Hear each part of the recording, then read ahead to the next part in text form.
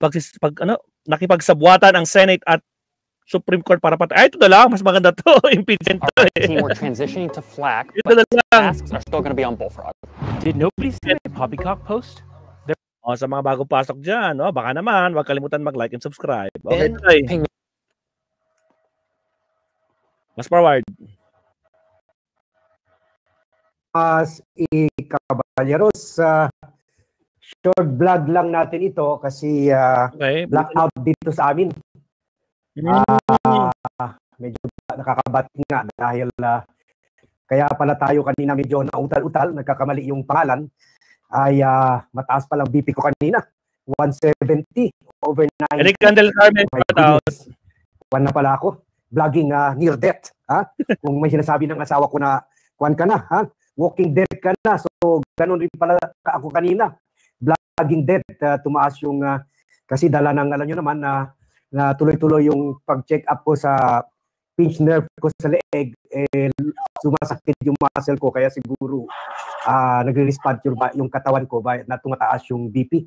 So pasensya na kung medyo na-jumble ko yung pangalan ni Marcelino Libanan at ni Paulo Marcoleta. Kayo na bahala binanatan ni Marcelino Libanan at saka si presiding officer that time, si Congresswoman Garin, ay itong si Admilecturan, ay itong si Batang Marcoleta. So yan So dito na muna tayo kay isa pa nag-deliver ng speech kahapon.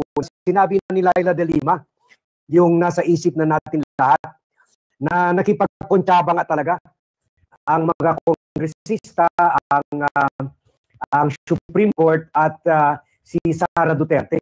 Kasi sabi ni Laila de Lima, nakikita na talaga natin yung pattern na inupuan nila for almost half a year until ma-decide ng Supreme Court yung impeachment, maglabas ng ruling, and then sa kanila pinatay ito. Sabi, kumbaga ginawa nila ang lahat, ginawa nila ang lahat para lang to save Sara's neck. So ito sa tingin ko ang pinaka kahit blackout ngayon, binabalita natin ito sa at pinaka-damaging na banat sa kanila ni Senator Laila de Lima. Sayang, di lang natin mapakita yung video kasi yun nga, blackout nga sa amin. Pero dito sa mga reports, sa mga news, pinuna ni Laila de Lima yung extraordinary protection binigay ng Senado kay Vice President Sara Duterte. Sabi niya, parang halata, sabi niya halata na talaga na nag-usap-usap yung mga justices at yung mga senators ukol dito sa bagay nito at kung paano patayin ang impeachment. So, kuwan na talaga. May connivance talaga, may connivance. Sabihin niyo na kung nawala tayo. Kasi yun nga, kuwan tayo, naka-kuwan lang tayo. Naka-battery lang at naka-USB lang, USB data. Kasi yun nga, nawala nga yung kuwan natin, yung kuryente. Sabi ni Laila na ito at sabi ni Laila itong 7 rules at diniscuss ko na ito sa inyo na 7 rules na parang mahirap na talaga ma-file ng impeachment ay ginawa ng Senate ng Supreme Court para lang proteksyonan si Sara Duterte. Kaya lang sabi niya in the process hindi lang nabigyan ng proteksyon napalusot si Sara Duterte. Kumbaga sinabi rin niya na wala, sinira na nila yung process of impeaching public officials. Kumbaga ngayon, yung mga impeachable officials like President, Vice President, members of the judiciary at saka yung ombudsman ay pwede na magnakaw na wala nang pwede mapailan ng impeachment dahil ang hirap na talaga sa 7 sa 7 makabagong rules na isinaksak ng Supreme Court, wala na, mas malaki binibigyan pang protection yung mga magnanakaw kaysa yung taong bayan na ninakawan. Kaya sabi niya, dahil dito, hindi na disrespect ang Supreme Court, kundi na pag-MR or hindi pagsunod sana ng Senado dito. Ang na-disrespect dito, ang House. Sabi niya, let us be honest, it is the House of Representatives whose constitutional prerogative has been disrespected. The Constitution commands the Senate to proceed with impeachment forthwith. Yet it took them nearly half a year to even consider convening as an impeachment court. But when the opportunity came to archive the complaint, suddenly forthwith was crystal clear to them. So sabi niya, ang bagal-bagal nila aksyonan, yung impeachment or impeachment trial o masimulan, pero ang bilis-bilis nila gumalaw, talagang may forthwith talaga nung pinatay na nila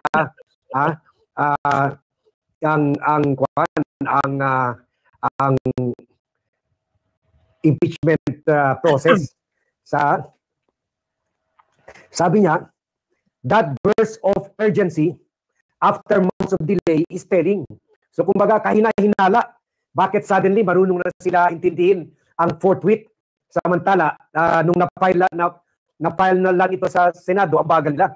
Sabi niya, it is unreasonable. It is not unreasonable to suspect that this timing was no coincidence.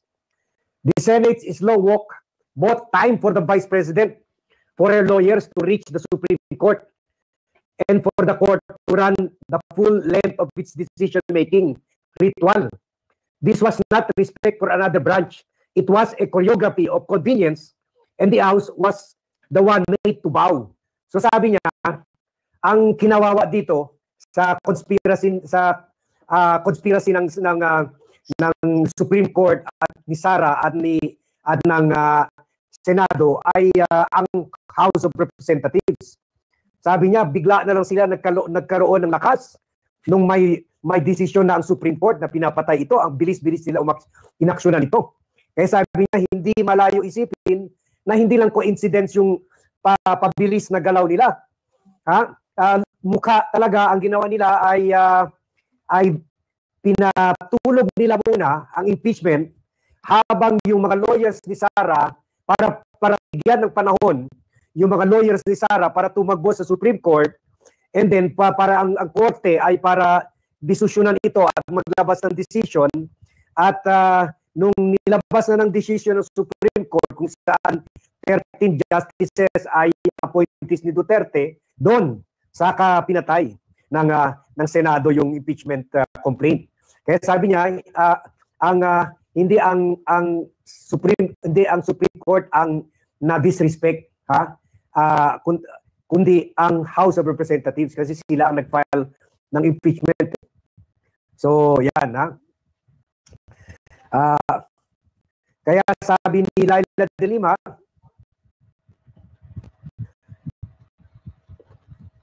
ang Senado mismo ang nag-commit ng violation of the Supreme Court at ng violation of the Constitution, hindi yung House. Sabi niya, if this was truly about deference to the court, the Senate could have simply suspended proceedings temporarily until the motions for reconsideration are resolved to give the Supreme Court time to decide. But what we witness from the Senate is the moving of heaven and earth to render extraordinary protection to Vice President Sara Duterte. So sabi niya, kung gusto lang sana ng Senado irespeto ang Supreme Court, sana pinasuspend lang muna nila yung decision nila, tulad yung pinopose ni Senator Tito Soto, at sana mag-decide na sila na i-archive ito kung nag-decide na yung SC dito sa MR, Motion for Reconsideration, at maging final na yung decision. Pero sabi niya, hindi nila hinintay ito. At talagang forthwith, pinatay na nila. So nagpapakita, ginawa nila lahat. They move, heaven and earth, para proteksyonaran lang si Sara. So sabi niya, ang tawag doon, Sir Bad, pinagalaw yung mahiwagang bola. Nako po, connivance nga ba talaga? Hindi ang House ang nag-violate ng Constitution, ang Senado. Ang Senado ang binaboy ang Constitution, at sabi niya ngayon ang hirap-hirap dito mag-explain sa tao. Kaya yun ang sinabi niya. At sabi niya,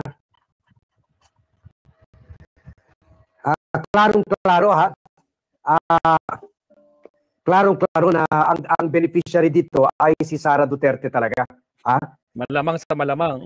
Sabi niya, is the Vice President that special for the Senate? Postpone the impeachment trial and for the Supreme Court to impose new rules in initiating impeachment case? So yun, parang special talaga si Sara. Talagang special, bagong rules, apply kagad, hindi siya prospective, retroactive kagad. Banat pagka impose ng bagong rules, apply kagad, hindi na isang taon. Bakit? May protektahan ba? Agoy, kayo na mag-isip diyan.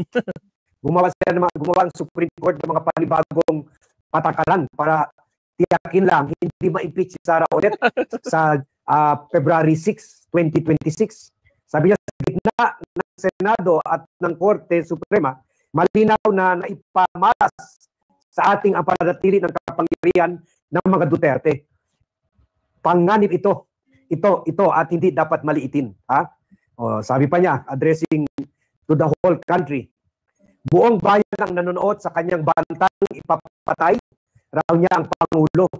Ang unang ginang at ikaw, Mr. Speaker, meron na siya raw kausap na assassin. Siya po mismo ang nagdiin. Hindi ito biro. No joke. Yun, sabi niya, dito pa lang klarong-klaro na meron talaga basis ang impeachment doon pa lang sa death threat ni Sara. So sabi niya, si VP Sara nga po ang nagsabi na hindi ito joke. 2 beses pa. Ganito kalakas si VP Sara sa sistema ng ating hustisya. Ganito kalakas. Tila baga wala siya sa ilalim nito. Nandoon siya sa itaas, untouchable. Malayo sa pananagutan ng Kongreso. Bilang isang impeachable official na sa disenyo ng ating konstitusyon ay tanging sangay na may kapangyarihan panagutin siya sa puntong ito. So, untouchable to talaga. Kaya sabi niya, dahil sa paggalaw ng Supreme Court sa proseso ng impeachment, mahirap na impeach si Sara o sino man o impeachable official. Kaya sabi niya, very manghirap nito. Ang dami ng roadblocks. So hindi lang si Sara ang na protection, binigyan nila ng protection, kundi siniraan talaga nila yung process of impeachment.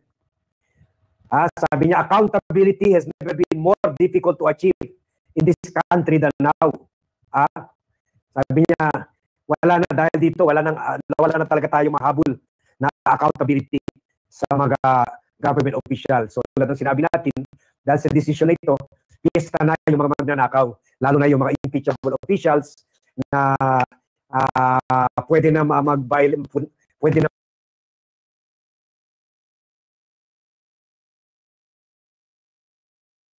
mag-violate, pwede na magnakaw, pwede na mag-violate ng mga rules ng konstitusyon dahil protektado sila ng ruling ng Supreme Court at ng desisyon ng Senado. Sige po, hanggang dito lang muna tayo. Ito na muna ang update natin sa impeachment issue for today. Medyo mainit na dito sa office ko kasi blackout nga. So mamaya, pag may ilaw na, babalik ulit tayo. Mucho mas gracias sa todos. Salamat, Sir Bad. Sorry, nakamute pala ako. Totoo naman, di ba, Sir Bad, no? Biro nyo, naggawa-gawa sila ng mga bagong patakaran, rules, procedures kung paano gawin yung impeachment na yan. Dagdag. Tapos, i-apply ka agad kay Sara. Ang galing. So talagang kwan talaga, basang-basa ang galawan, di ba? Mga kabsat, anak ng kamote. So ayun lang muna kabsat, no, pasensya na medyo meron tayong habulin ngayon.